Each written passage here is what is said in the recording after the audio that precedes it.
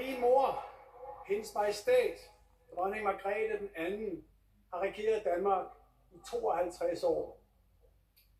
Gennem et halvt århundrede er hun fulgt med tiden med vores fælles arv som afsæt. Til altid vil hun blive husket som en regent ud over det sædvanlige.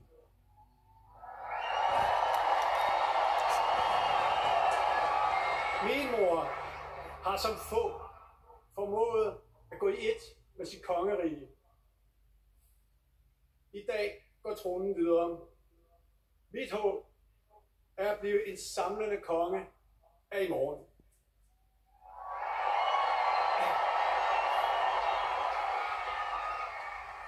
Det er en opgave, jeg har nærmet mig hele mit liv. Det er et ansvar, jeg tager på mig med respekt, stolthed og stor glæde. Det er en gerning, jeg vil gøre mig umage med og bære gennem den tillid, jeg møder.